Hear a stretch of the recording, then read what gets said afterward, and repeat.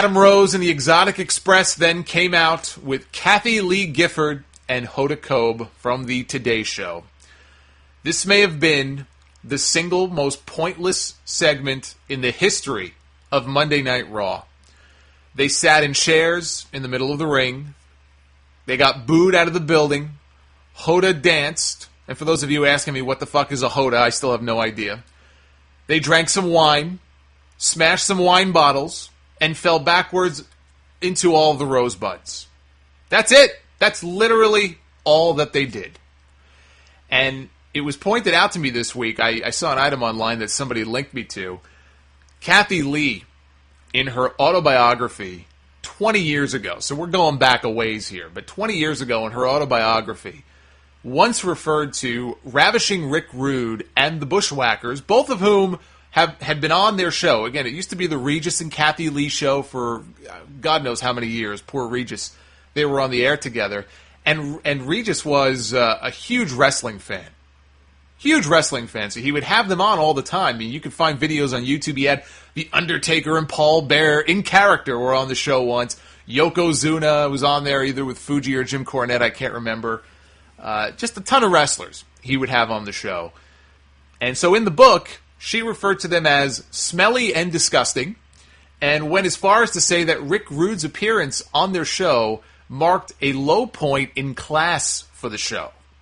And the whole thing about low class, it's so hilarious to me, given that she may well have set a new low mark for class on Monday Night Raw with this segment that she appeared in. And that's a hard thing to do, believe me. To set the bar that low on Raw, that's pretty low. I had to sit in the stands during this show and watch Granny break a wine bottle over another woman's ass. What a classy lady. The picture of class, Kathy Lee Gifford. And I loved how she went for the cheap pop by pleading with everybody, "My mother was born in Brooklyn," as if that's supposed to impress all of us. Guess what? It didn't. They got exactly the reaction you would have expected. They got exactly the reaction they deserved. And the next morning on the Today Show, they talked about their experience. Hoda called it exhilarating, so she seemed to take it as a good sport. Kathy Lee, on the other hand, claimed that she was against appearing on the show in the first place. She had to be convinced to do it. You know, like somebody put a gun to her head. This is all coming from a woman who once made an autistic kid cry on national television. Who wrote a song about being alone because the kid was sitting all alone in the cafeteria at school one day, and some kid befriended him, and somehow this became a national news story.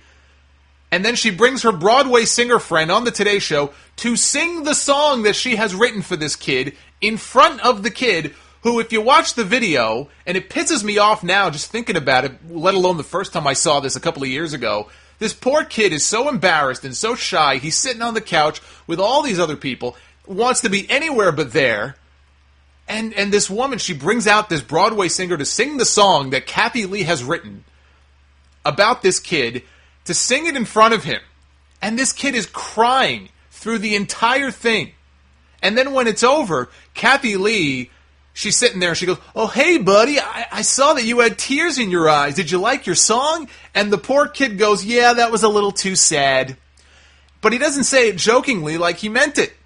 He said it very sheepishly, and everybody on the set starts laughing, like it's a big fucking joke. One of the saddest things I've ever seen. The look of just pain and embarrassment on this poor kid's face when that song was over.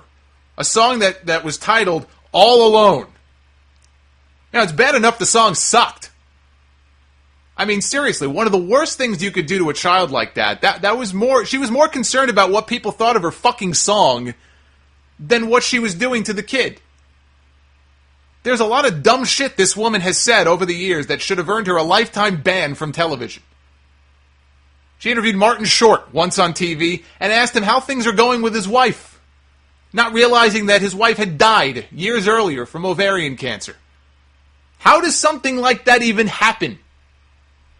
How did Regis tolerate sitting next to her for all those years? He has to be a wrestling fan to put up with that much shit for so many years.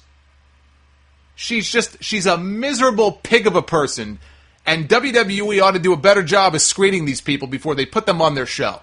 because just based on the comments she made about their own performers, Rick Rude, God rest his soul, he's been gone now for a number of years, and clearly he was in character with Bobby Heenan on the show. They're all in character. Go back and watch any of those videos. They're in fucking character, and this woman writes a book and just completely trashes them like they're subhuman, just the lowest form of the low.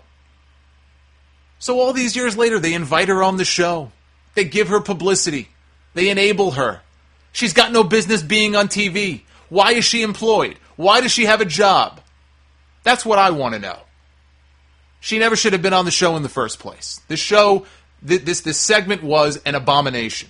Largely because of her. And whatever that dance was that Hoda did. I have no fucking clue what that was all about. This was a fail on every conceivable level.